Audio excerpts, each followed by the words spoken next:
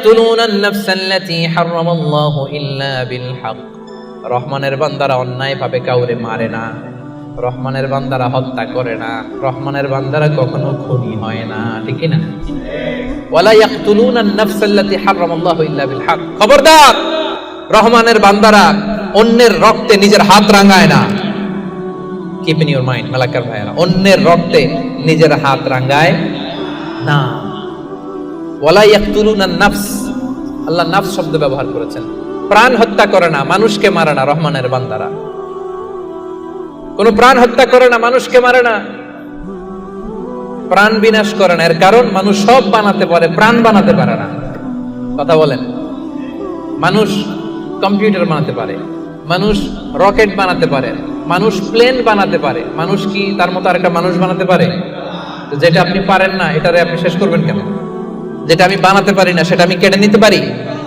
এজন্য খবরদার, রহমানের বান্দারা খুনি হয় না, অন্যের রক্তে নিজের হাতকে রাঙায় না, এটা বড় মহাপাপ। রব্বুল আলামিন কালামুল্লাহ মাজিদে ইরশাদ করেন, মান কাতালা নাফসান বিগাইরি নাফসিন আও ফাসাদিন ফিল আরদি ফাকান্নামা কাতালান নাসা জামিআ ওয়া মান আহইয়াহা ফাকান্নামা আহইয়ান নাসা জামিআ।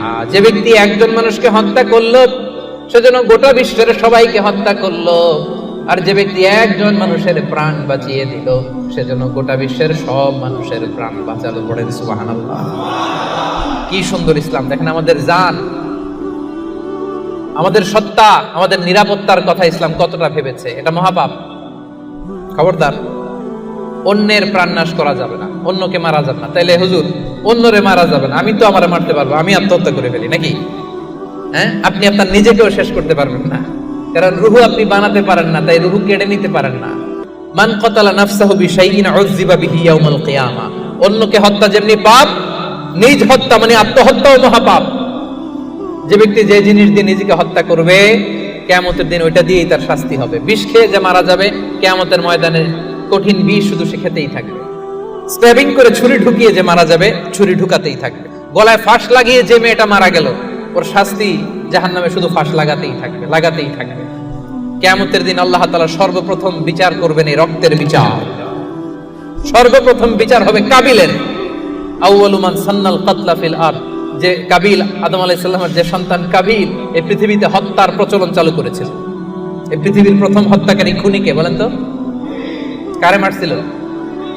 এজন্য এই পৃথিবীতে যত হত্যাকাণ্ড, ওই হত্যার একটা পার্সেন্টেজ গুনাহ ওর আমলনামায় আছে না নাই?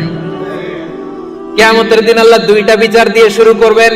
হাক্কুল্লাহ, আল্লাহর হকের প্রথম বিচার হলো নামাজ, আর হাক্কুল ইবাদ, বান্দার হকের প্রথম বিচার হলো রক্তের বিচার। রক্তের বিচার, যতগুলো রক্তের বিচার দুনিয়াতে হয় না, আল্লাহ সেদিন করবেন। এই পৃথিবীতে গুম আছে না নাই?